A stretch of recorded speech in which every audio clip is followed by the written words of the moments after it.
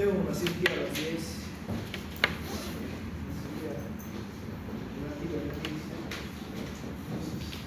Salir antes. Es mucha información para eso. Entonces, habíamos quedado, ya hemos visto lo que es la secreción gástrica, de cómo se produce el ácido clorhídrico, cómo se producen las otras enzimas, ¿ya? Pepsinógeno, sobre todo, la pepsina, el ácido clorhídrico, y este degrada las proteínas, el polipéptidos, la lipasa, que es una enzima débil, ¿ya? Y cómo se forma el ácido clorhídrico es lo más importante, que como sabemos necesita de la histamina, de la acetilcolina y de la gastrina. Estos tienen sus receptores y gracias a esto se forma el ácido clorhídrico. Ahora lo que vamos a ver es el páncreas. Como ustedes saben, el páncreas es una glándula endocrina y una glándula exócrina. Endocrina, ¿por qué? Porque gracias al páncreas se produce el glucagón por las células alfa, la insulina por las células beta y la somatostatina y ¿qué?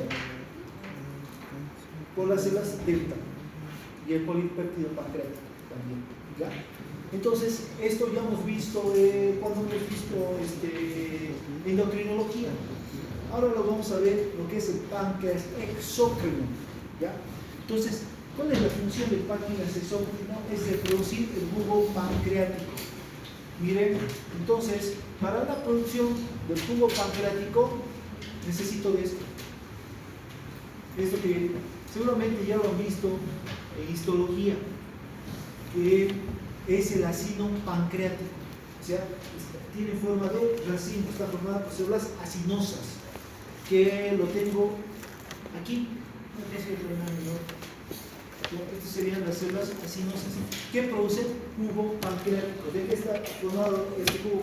Enzimas proteolíticas que degradan proteínas, enzimas lipolíticas que degradan los lípidos y enzimas que degradan los hidratos de carbono. ¿Ya? Ahora, igualmente el páncreas va a producir el bicarbonato de sodio, pero el bicarbonato de sodio se produce en el conducto pancreático, en esta parte, no en los acinos, se produce en el conducto pancreático. O sea, las células del conducto pancreático están en relación con los capilares, con el plasma, mediante un proceso químico que vamos a explicar, se va a producir el bicarbonato de sodio, que es muy importante. ¿Por qué? Porque este va a refluir hacia la cavidad gástrica para controlar la acidez del estómago. Entonces, como vemos, la formación del jugo pancreático depende de los acinos pancreáticos y la formación del bicarbonato de las células del conducto pancreático. Este bicarbonato que tiene un pH de 8 a 8.3, le vamos a dar un término medio de 7.8. Este es un pH alcalino que va a contrarrestar al pH del ácido clorhídrico, que como ustedes saben más o menos es de 3.5 a 4, que es ácido. Inervación. El páncreas tiene una inervación simpática y una inervación parasimpática. La inervación parasimpática va a estimular al páncreas a que secrete las enzimas pancreáticas y el bicarbonato de sodio. En cambio, el simpático inhibe al páncreas, no deje que secrete estas hormonas. Entonces, las células acinosas, como dijimos, necesitan estímulo del parasimpático. ¿Qué produce el parasimpático? Acetilcolina. Entonces, la acetilcolina hace que se produzcan el jugo pancreático. ¿Qué más necesita? ¿Qué otro? De la colicistoquinina. Como saben, la colicistoquinina se produce cuando llegan alimentos, o sea, el quimo tiene gran proporción de grasa. Entonces, esta grasa estimula sobre todo a las células de yeyuno para que se produzca la colicistoquinina. Y como saben, la colicistoquinina va a ir hacia la vesícula para que se contraiga y produzca la bilis, e igualmente va hacia las células acinosas del páncreas. ¿Para qué? Para que se produzca el jugo pancreático. Ahora, igualmente, los conductillos pancreáticos, para que se estimulen, necesitan de la secretina. Esta secretina, que como ustedes saben, se produce cuando llegan alimentos, o sea, el quimo, que tienen elementos ácidos, tiene una gran acidez. Entonces estimula a las células S para producir la secretina, y esta secretina va a actuar aquí en los conductillos pancreáticos. ¿Para qué? Para que produzca el bicarbonato de sodio, ¿ya? Entonces todo esto gracias a la inervación autónoma que tiene el páncreas. El jugo pancreático. Este jugo pancreático que es producido por los acinos pancreáticos, ¿ya? Entonces van a producir enzimas proteolíticas, enzimas lipolíticas y enzimas que atacan a los hidratos de carbono y al glucógeno. ¿Qué enzimas proteolíticas tengo? Miren, tengo al tripsinógeno, al quimiotripsinógeno, a la procarboxipolipeptidasa, proelastasas y nucleasas. ¿Qué enzimas lipolíticas? Lipasa pancreática, estereasa de colesterol, fosfolipasa, y las enzimas que degradan a los hidratos de carbono y glucógeno, a la amirasa pancreática y a la lactasa, ¿ya? Este es un resumen de todas las enzimas, ¿ya? Las principales. Entonces, las enzimas proteolíticas, esto es muy importante que comprendan. Entonces, miren esta imagen. Entonces, el tripsinógeno, ¿ya?, que se produce en los acinos pancreáticos, es una enzima la cual es inactiva, ¿ya? Entonces, esta enzima pasa al conducto pancreático. Olvidado esto. El jugo pancreático, ¿cómo llega hasta el intestino delgado, a la segunda porción del duodeno? ¿Quién hace que desemboque el jugo pancreático? El conducto de Wilson. Y la bilis, colédoco, o también conducto hepático, ¿cómo se llama? Sí. ¿Hasta dónde llega? Hasta el esfínter hasta la ampolla de Bacter, o el lobo. Los dos desembocan en el Bacter, ¿no ven? ¿Sí es? Ya. Entonces, este tripsinógeno, ¿ya?, que es inactivo y es producido en el páncreas, tiene que ser atacada por la enteroquinasa, ¿ya? Esta enteroquinasa, o sea, hace que se transforme este tripsinógeno en tripsina, y esta tripsina es ya una enzima activa. ¿Qué va a hacer? Va a degradar las proteínas en polipéptidos, o en peptonas o proteosas, que es lo mismo, ¿ya? Pero esta tripsina, aparte, va a atacar a las demás enzimas inactivas. Por ejemplo, esta tripsina, como ven aquí en la imagen, sigue atacando al tripsinógeno. ¿Para qué? Para que se siga transformando en tripsina. Ataca al quimiotripsinógeno para que se transforme en quimiotripsina. Ataca a la proelastasa para que se transforme en elastasa. Ataca al procarboxipeptidasa para que se transforme en carboxipeptidasa. O sea, estas enzimas que son inactivas, gracias a la tripsina, se transforman en enzimas activas. ¿Por qué? Porque si se transformarían dentro del páncreas en activas, comienzan a digerir al páncreas. Entonces, ¿qué me van a producir? Una pancreatitis, ¿ya? Entonces, como vemos aquí, en este cuadro que he hecho aquí, entonces, la quimiotripsina, que es la activa, que ha sido activada por la tripsina, o sea, quimiotripsinógeno se ha transformado en quimiotripsina, que es la activa, hace que las proteínas se degraden en peptonas y proteosas, o sea que son polipéptidos.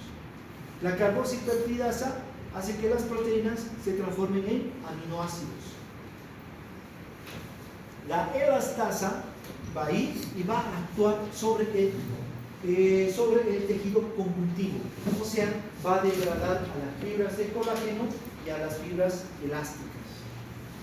Y la nucleasa va a degradar a los ácidos nucleicos, o sea, DNA y RNA, ácido desoxirribonucleico y ácido ribonucleico.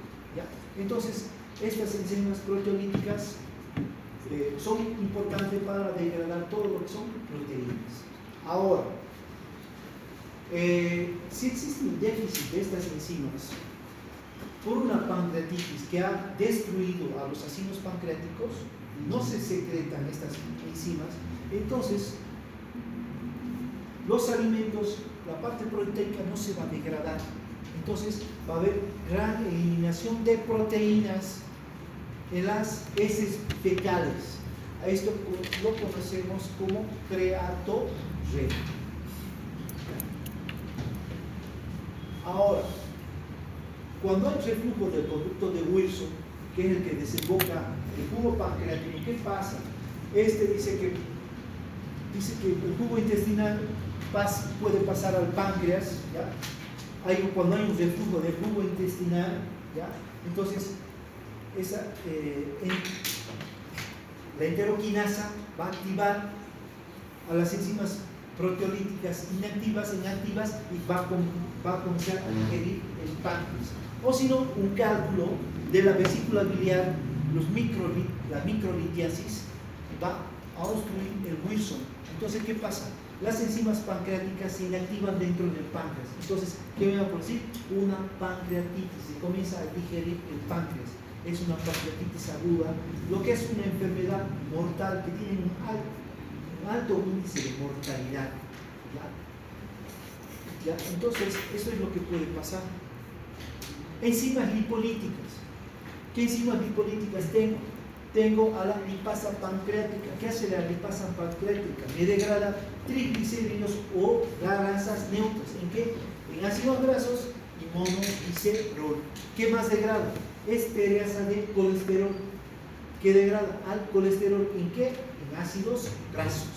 La fosfolipasa degrada los fosfolípidos igualmente en ácidos grasos.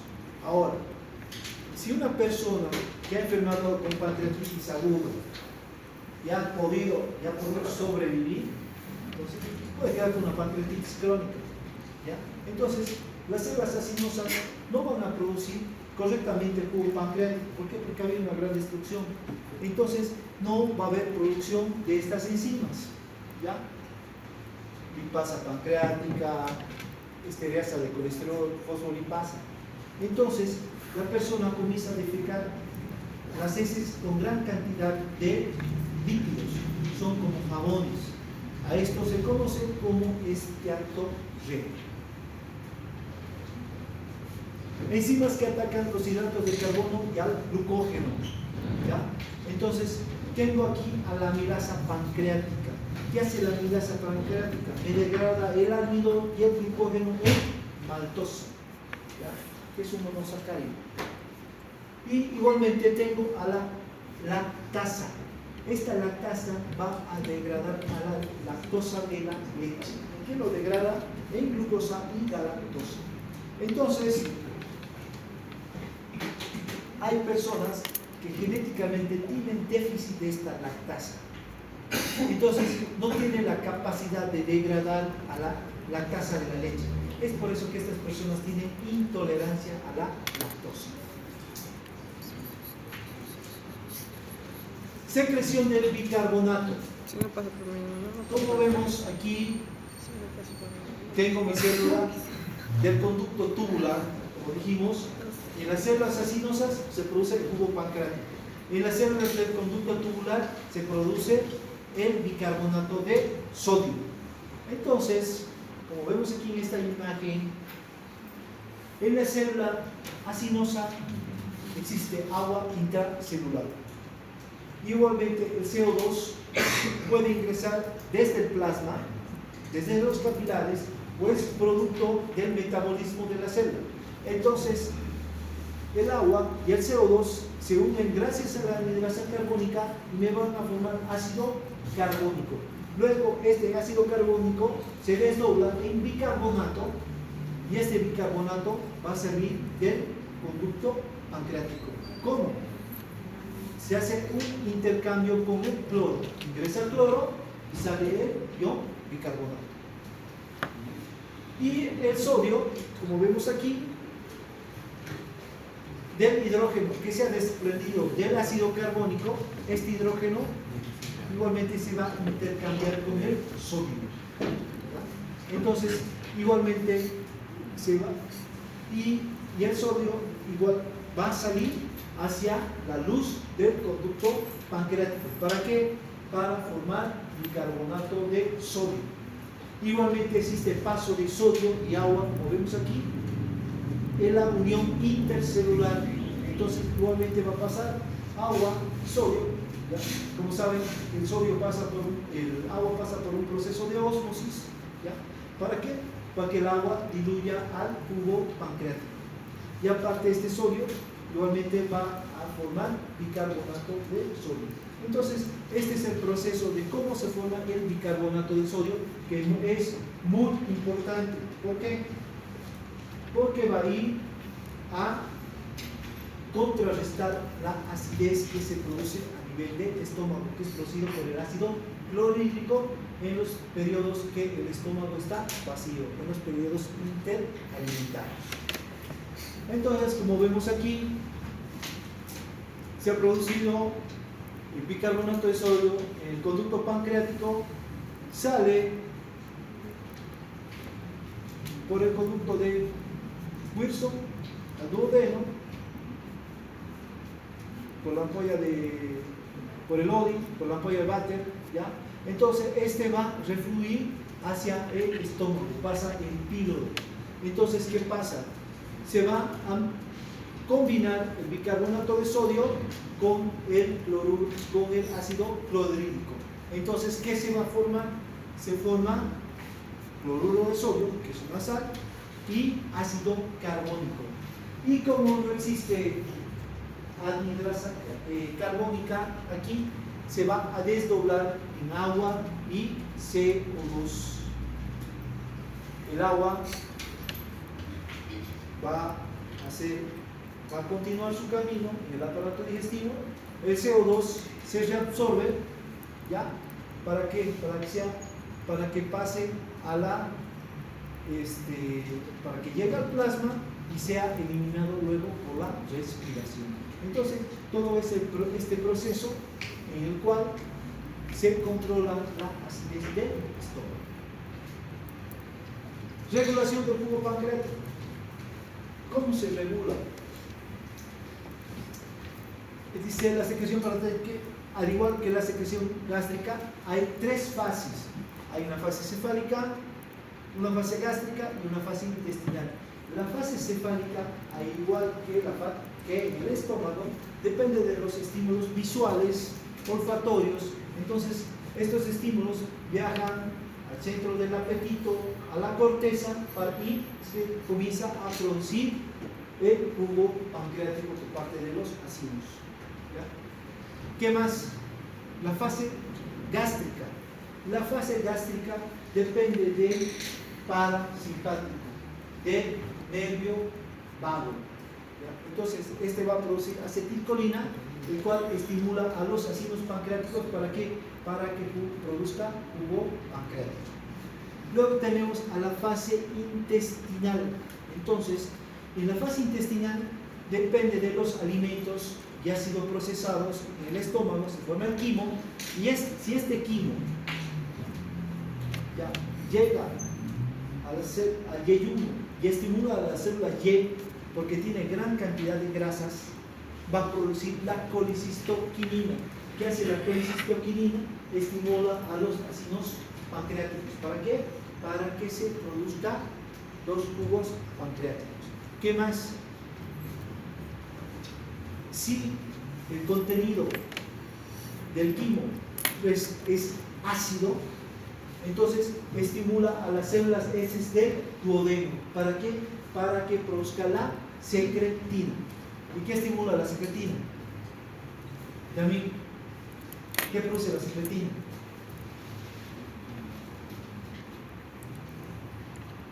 La secretina va a ir a estimular a las células del conducto pancreático. ¿Para qué?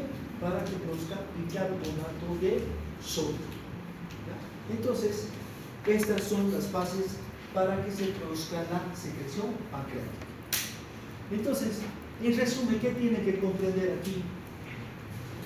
Que el ácido pancreático produce jugo pancreático. ¿De qué se compone? Enzimas proteolíticas, enzimas lipolíticas y enzimas que degradan los hidratos de carbono. ¿Qué más produce? Bicarbonato de sodio. ¿Qué necesita?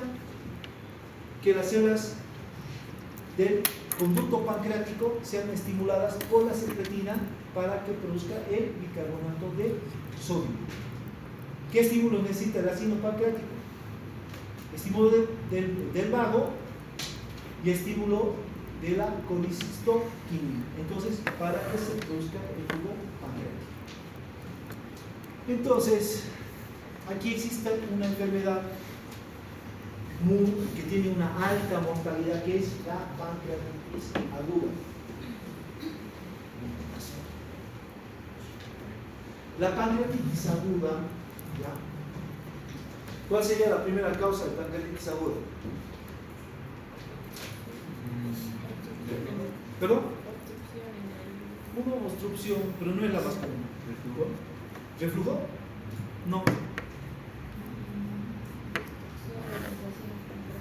¿Cómo?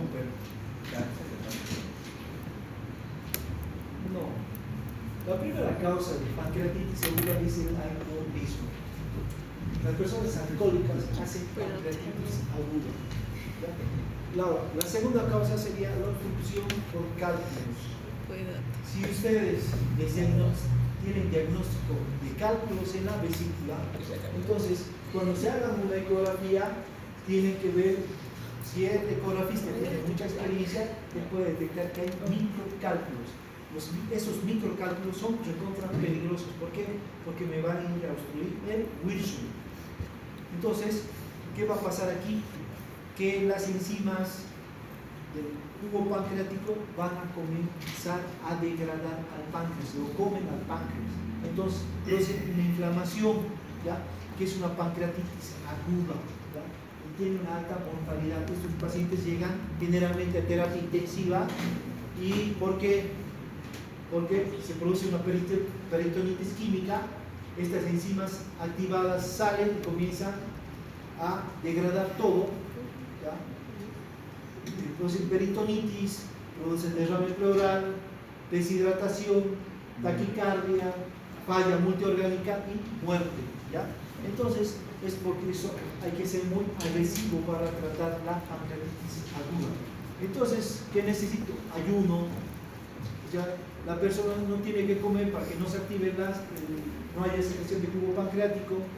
Colocar una sonda nasogástrica, ¿para qué? Para vaciar el estómago, ¿ya? Y de esta manera no haya estimulación para que se produzca jugo pancreático. Importante, líquidos parenterales, porque la persona va a estar deshidratada, colocar solución fisiológica, solución glucosada, dependiendo si no ha habido afectación del páncreas endocrino y hay correcta producción de insulina. Analgésicos, el paciente tiene mucho dolor, el dolor es comparado con el dolor del trabajo de parto, es comparado con el cólico más que el cólico renal, ¿ya? El paciente no aguanta el dolor, muchas veces tenemos que hacer tratamientos con morfina u otros opiáceos para tratar este dolor, hasta bloqueos, ¿ya? Antibióticos, muy discutido. Si existiera una contaminación por parte de bacterias, sea una peritonitis, ahí sí tendríamos que utilizar antibióticos. La bilis. Entonces, como vemos, la bilis se produce por los hepatocitos. La base para la producción de la bilis es el colesterol.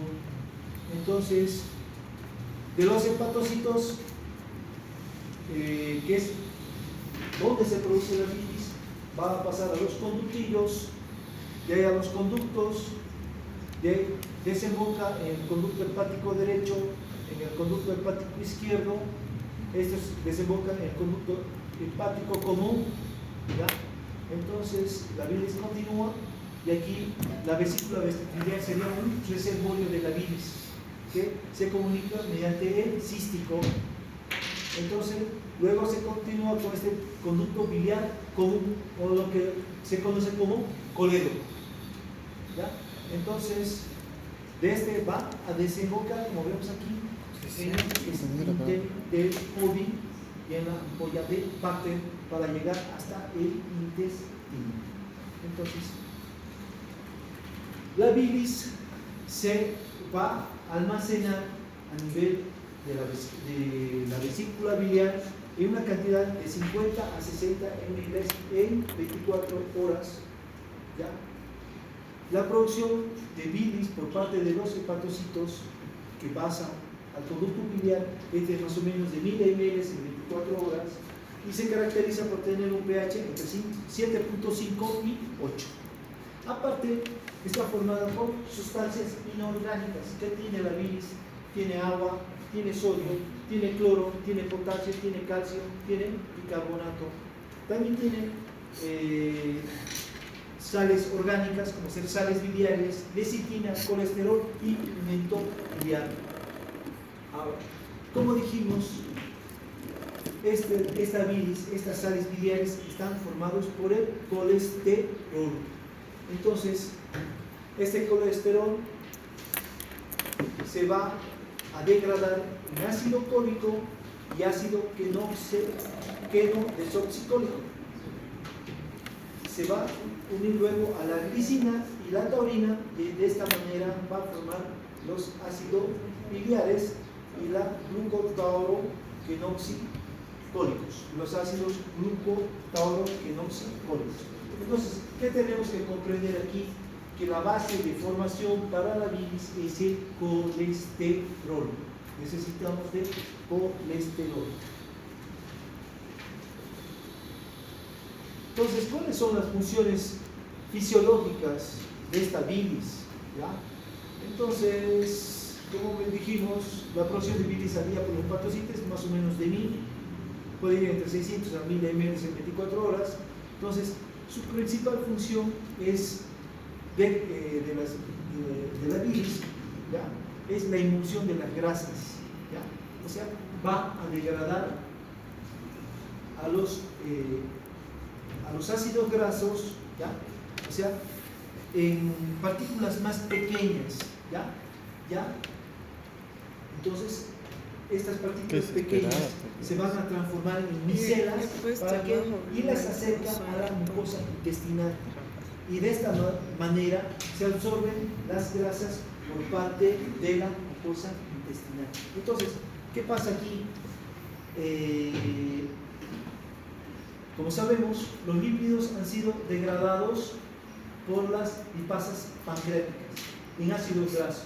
Entonces, las sales biliares toman estos ácidos grasos, ¿ya? Que ya están degradados, ya como micelas. Entonces dice que sube la tensión superficial del agua. ¿Para qué? Para acercarlas a la mucosa intestinal y de este modo se absorban y sean recuperadas para el plasma, ¿ya? Entonces, ¿qué más? Ahora, igualmente, gracias a la bilis se produce la absorción de las vitaminas. ¿Qué vitaminas?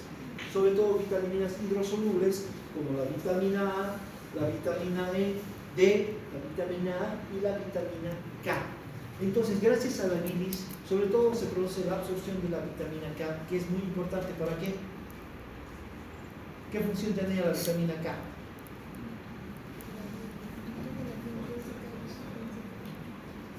Tiene que ver mucho con la sangre, en la coagulación sanguínea, ¿ya?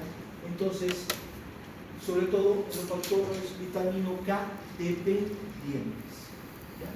Ahora, hay una situación muy importante aquí. Dice que existe la circulación enterohepática. Entonces, la bilis que se drena a nivel del intestino delgado, por la ampolla de Bartter, dice que cumple su función de llevar a los ácidos grasos para que sean absorbidos por la mucosa intestinal, y esta bilis llega hasta la parte terminal del hilo y ahí se vuelve a reabsorber, pasa al plasma y nuevamente por la circulación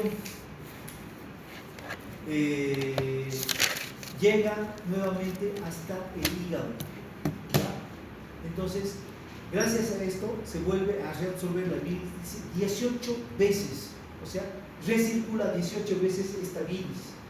Entonces, vuelve nuevamente a los hepatocitos, vuelve a los conductillos, al hepático derecho, hepático izquierdo, hepático común, y nuevamente va a circular por el colédoco para nuevamente cumplir su función 18 veces.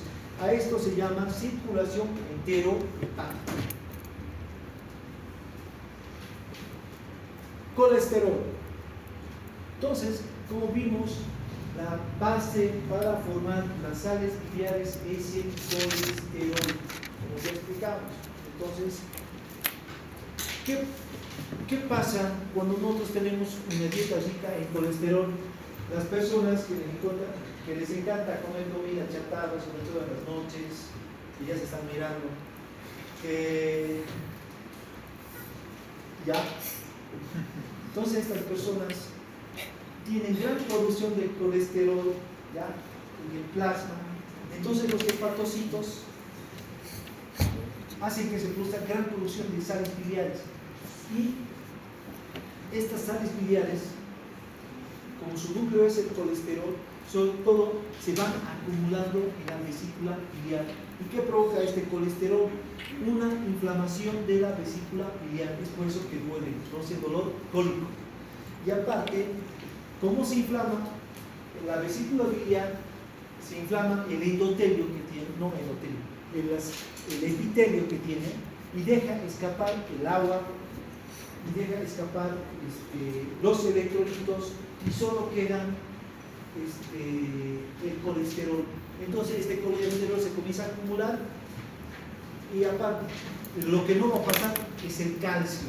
Entonces, gracias a esto se comienzan a formar los cálculos biliares que están formados por colesterol y calcio.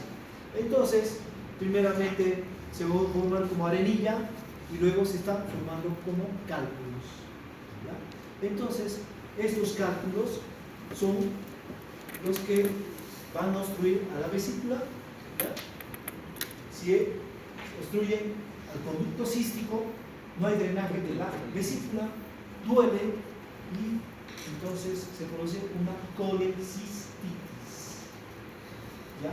Entonces, muchas veces esto lleva a cirugía, tiene que ser operado. ¿Hay alguien operado aquí de vesícula? ¿Sí? ¿Nada? ¿Todavía? Todavía. ¿Siguen comiendo comida chatarra? Sí. Seguro que va a llegar a la cirugía.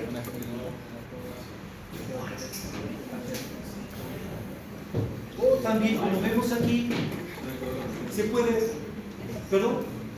el cálculo puede migrar y obstruir al colédoco. Entonces se produce un síndrome coledociano. Y esto ya no se puede operar, se tiene que hacer una RCP, hacer una endoscopía, ¿ya?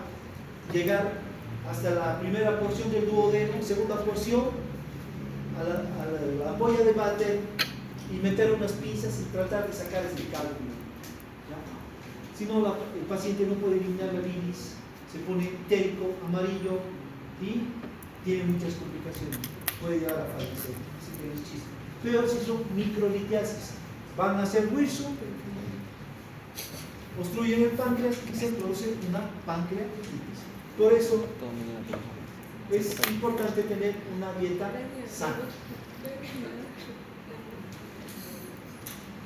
Entonces, ¿cómo se produce el vaciamiento de la vesícula biliar? La vesícula se descarga el contenido cada 30 minutos después de las comidas. Entonces, para que se descargue la vesícula, tiene que ser comidas ricas en grasas. Por ejemplo, la comida chatarra. Entonces, esta comida, el quimo va a tener gran cantidad de grasas, ¿ya? Entonces, estas llegan hasta el yayuno y el yayuno va a producir la colicistoquinina. Esta colicistoquinina que llega al plasma y va hasta el